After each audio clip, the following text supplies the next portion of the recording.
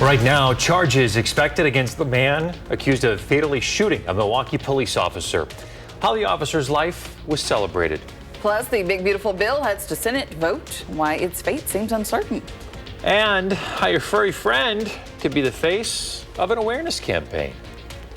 Good morning, everyone, and welcome to News 3 Now this morning on your Monday, and it's feeling like it. Yeah. It sure is. Yes. It's one of those, like sometimes I'll start the week and I'm like, okay, feeling good, feeling great. But today it's just like hitting me like a Tired. sack of bricks. I'm like, oh my goodness. It's been a good weekend. Yeah, it was chill, but yeah, pretty good overall. Good deal. Yeah, we've been ribbing Savannah this morning because she was hanging out late at the Morgan Wallen concert last night. I did leave an hour early, though. Just an hour Halfway early. through his, because we got storm delayed, so. She can be dangerous. Yeah. Yeah. Is all that nice? That's a Morgan Wallen reference. Yeah. Your favorite one. Yeah. I didn't hear him perform that, though. We're waking up to some fog. That's the big story this morning. Could put a damper on some morning plans if you have to get out and travel early. Allow a little bit of extra time. There are a lot of places waking up to 0 miles right now. That includes Platteville, Mineral Point, Viroqua, and Black River Falls. We're at 5 miles, though, in Madison. Most of southern Wisconsin is at least waking up to some lighter fog, but several areas, especially west and north of Madison, are waking up to that patchy, dense fog. I do think all of that's going to lift by mid to late morning, and temperatures will slowly start to rise. Our dew points are pretty much exactly where our temperatures are, 66 in Madison, and that is our dew point. We have very high humidity levels, hence the fog, along with clear skies and calm winds. That'll change later in the day with a chance for showers returning. We'll talk about that coming up. Savannah, thank you. New overnight, police are investigating shots fired on Madison's west side after finding multiple shell casings. Police say the call came in around 10:15 last night for gunshots near apartments on Kessel Court, south of the Beltline near Vitence Golfland. They found an occupied apartment that had been hit. Police are not reporting any injuries or arrest. But of course, once we learn more information, we will send updates on air, on our website, and through our Channel 3000 News app. With the app, you'll receive breaking news push alerts as soon as they happen. It's free to download. Just search Channel 3000 in your phone's app store. Now to other news this morning, the Milwaukee Attorney's Office is set to file charges against the man accused of shooting 2 Milwaukee police officers, which resulted in the death of Officer Kendall Corder. Yesterday, the city honored Officer Corder in his life and service. It included a procession out of the hospital and the Hone Bridge lit up in blue. Corder died from his injuries after being shot late Thursday night. Police arrested the suspect, 22-year-old Tremaine Jones, Friday morning. Officer Corder really enjoyed being a Milwaukee police officer. He enjoyed being on the force. He enjoyed serving this city. And he passed away. He died doing what he loved to do, protecting and serving the people of Milwaukee. The second officer shot was released from the hospital on Saturday. He suffered non-life-threatening injuries, including gunshots to his foot and back. A Platteville man faces charges after a hit-and-run crash involving a bicyclist in South Lancaster. The Grant County Sheriff's Office says the driver of an SUV struck a bicyclist on County Highway A and left the scene over the weekend. Rescue teams airlifted the bicyclist to the hospital. A short time later, officers found a vehicle parked along County Highway E with damage to the front passenger side and a missing side mirror. The sheriff's office arrested a 54-year-old man who showed impairment signs. He faces charges for operating while intoxicated and hit and run. In national news this morning, President Trump's sweeping domestic policy legislation has an uncertain fate ahead of today's Senate vote. Trump wants to sign it by Independence Day this Friday. Democrats are united in opposition, and most Republicans are united in support of the bill. But if more than 3 of them oppose the measure, it's likely to fail. Senator Thom Tillis says that he'll vote no and then retire at the end of his term. Senator Rand Paul says he voted no on a procedural measure because he thinks the bill would add trillions to the deficit. Alaska Senator Lisa Murkowski wants carve-outs for her state, and Maine Senator Susan Collins is signaling that she'll propose an amendment. Meantime, Wisconsin Senator Ron Johnson now seems to be on board with the big, beautiful bill. He released a statement saying that after working for weeks with POTUS and his highly capable economic team, I'm convinced that he views this as a necessary first step and will support my efforts to help put America on a path to fiscal sustainability. At the state capitol, state justices unanimously ruled that UW nurses cannot collectively bargain under a private sector law. Some view this as a surprising decision from the state's 4 liberal justices, considering it a potential precursor to cases involving Act 10. But constitutional expert Howard Schwaber says the ruling does not affect future decisions about upholding Act 10.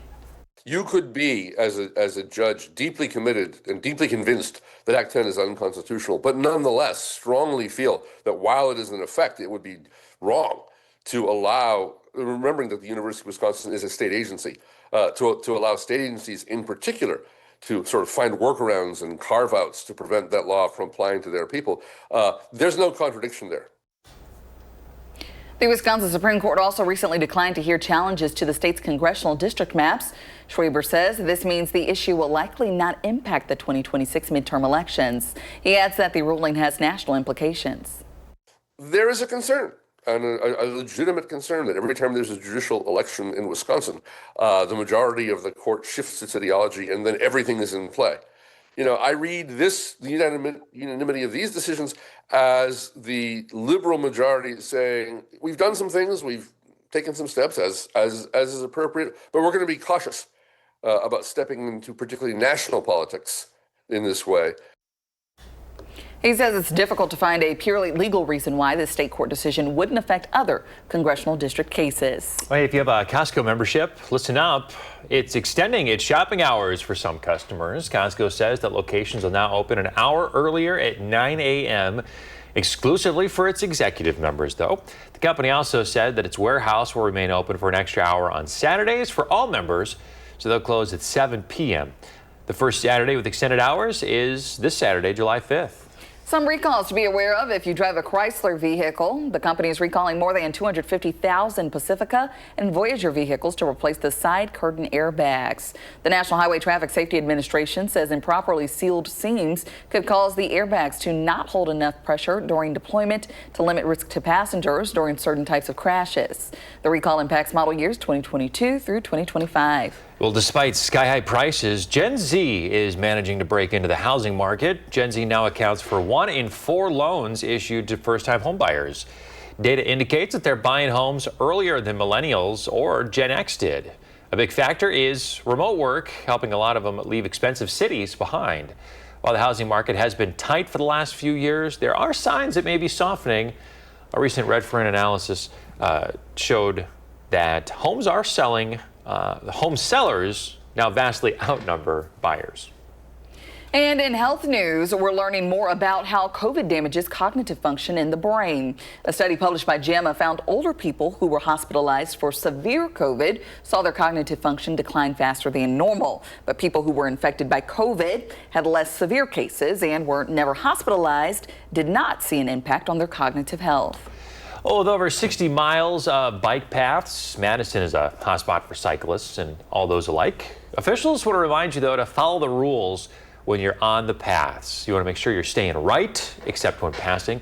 Make sure you're slowing down and you're yielding to slow traffic. Give a clear and audible warning when you're passing someone.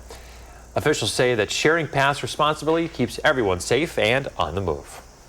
Wisconsin-based We Energies is on the hunt for its next ambassador. Yeah, one lucky pet is going to become the face of their new digging awareness campaign. Now through July 10th, customers can submit photos of their pups digging or even lounging in their favorite digging spots. The winner will help promote the message, "Doggone it, call 811 before you dig."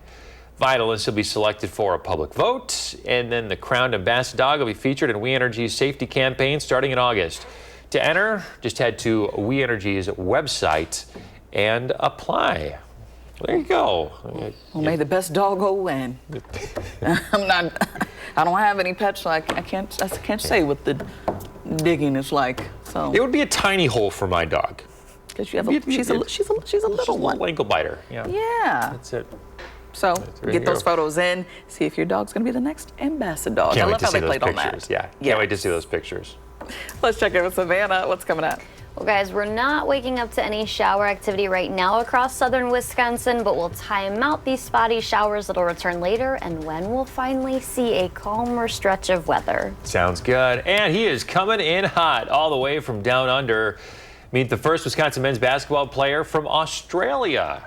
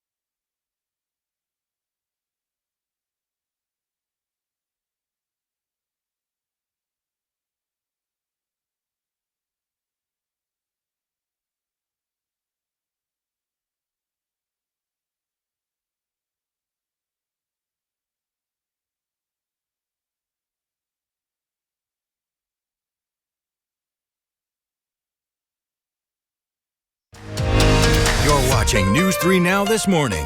Moving forward.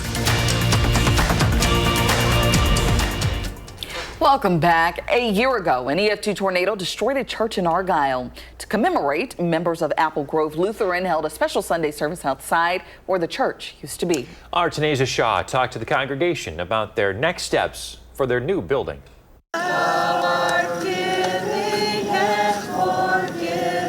Sunday service at Apple Grove Lutheran Church is a long-standing tradition for the Yawn family. My grandma was baptized here in 1938, so it was her parents were members, and then she was a member, my mom, me, and now my children. An EF2 tornado destroyed the church home that Jackie and her family know and love in June 2024, erasing the physical legacy of 131 years. It's generally like you lost a family member.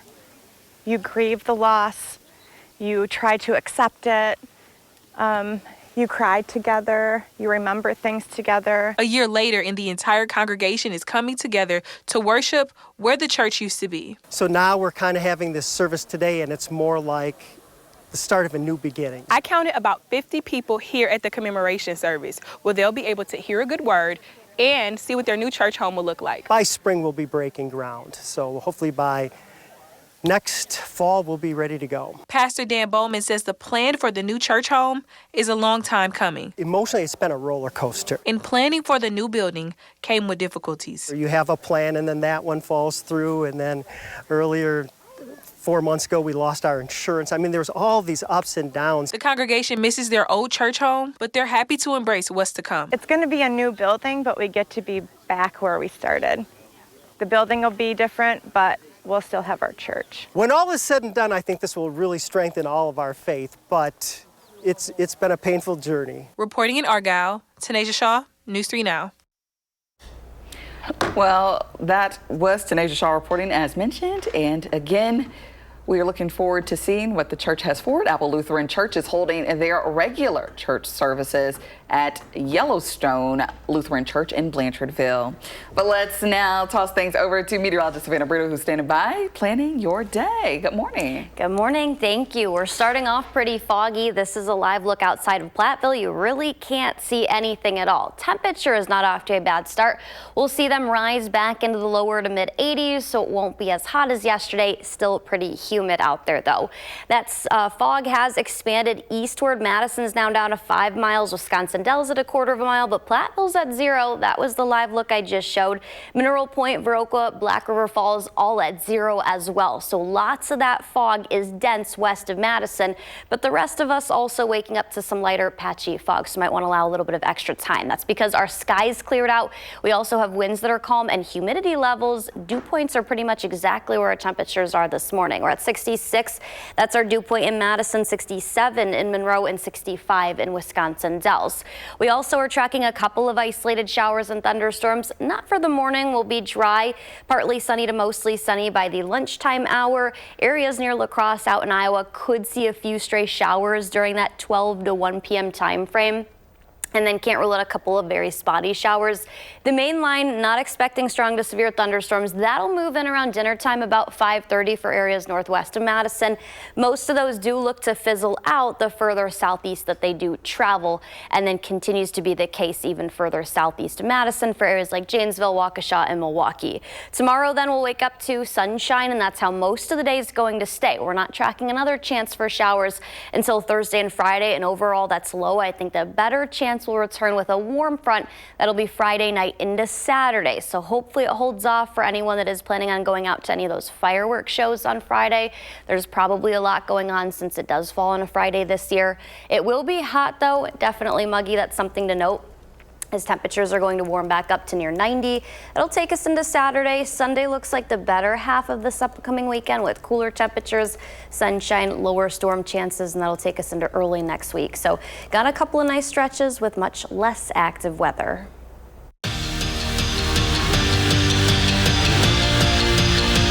Austin Rapp tells me that only his mom calls him Austin. Everyone else simply calls him Ozzy. Upon transferring to Wisconsin men's basketball, Rapp became the first ever Aussie or Australian-born Badger basketball player for the men's side ever, and is poised to make a big impact right away.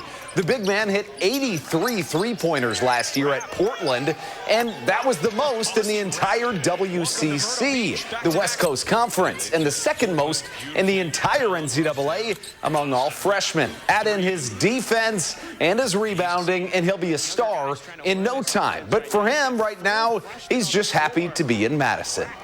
I'm a big college basketball guy, so I watch a lot of college basketball. So Fred Kaminsky, Nigel Hayes, those guys I've been watching. I used to watch them in those March Madness runs they used to go on. So I think Wisconsin is a spot where a lot of kids want to be, and so I'm grateful to be here. With his ability to be able to shoot and the size he's got, it'll be huge in the offense that we have going on right now, where we're scoring as many points as we can. So for him to have both the ability to put on the floor, shoot it, and get inside with his big body, it'll be huge for our team. With the NBA draft over, let's look ahead to 2026. In ESPN's first 2026 NBA mock draft, they have Nolan Winter being selected in the second round. If he is, it would mark just the first time since 1987 that a Badger was selected in back-to-back NBA drafts. Surprisingly, John Blackwell is not found in many or any drafts. He's certainly in mine. In Bucks news, the mayor of Milwaukee is going to serve another 3 terms. That's right, make that a 3-year term. Bobby Portis inked a $44 million deal to stick around with the Deer for 3 more years. He's averaged 14 points a game in his 5 years in Milwaukee. And this, you've got to see 17-year-old girls travel basketball in Waunakee, and Team Let It Rain lets it rain. How about Claudia Jenny with the game-winning half-court buzzer beater? This game was tied when she took that shot. Are you kidding me? Congratulations, Claudia. The Brewers have the best record in baseball in the last month plus, looking for the sweep against the worst team in baseball. In the fifth, Christian Yelich keeps his bat hot. This solo homer put the Crew up 2-0 and marked his 17th RBI in his last 10 games. But just when it looked like it was over, Colorado climbed back, spoiling the sweep in extra innings, 11 innings in total, as the Crew lose 4-3. That's your morning sports fix. Have a wonderful week. And still ahead, it's being called the new smoke break at work and the slipperiest competition you may ever see. We're back right after this.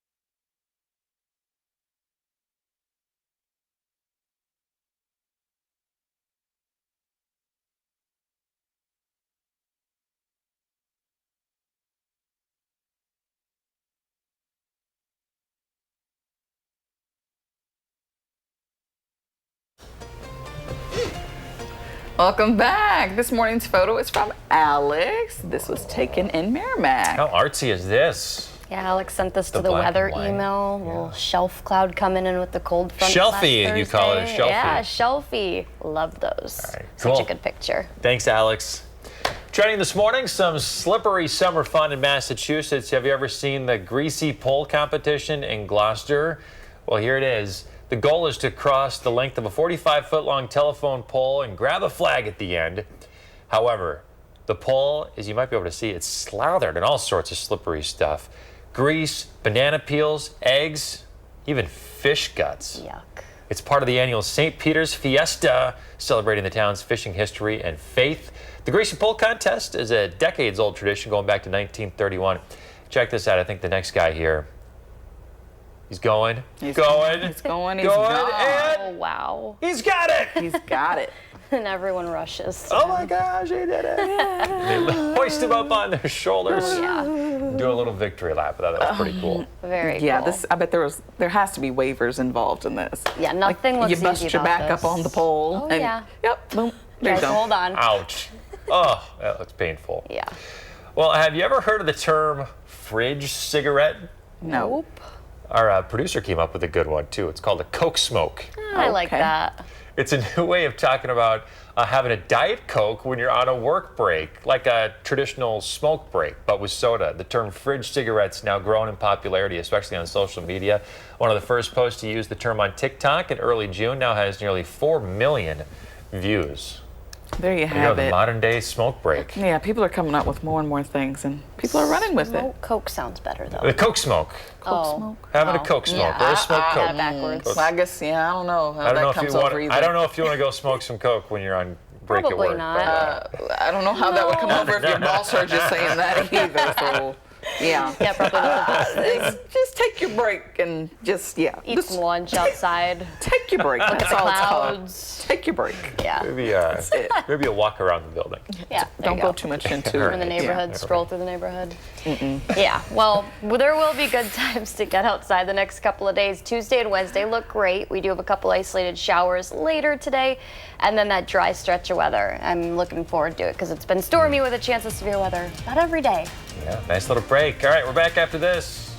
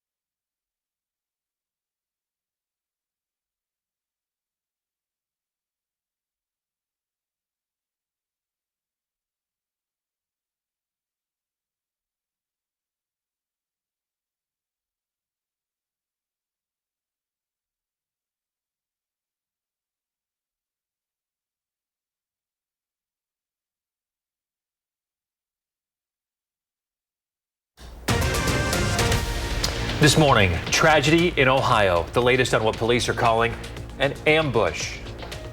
Plus, the deadline to finalize the state budget looms, where negotiations stand. And a new museum in Madison. We'll give you a sneak peek into what you can expect.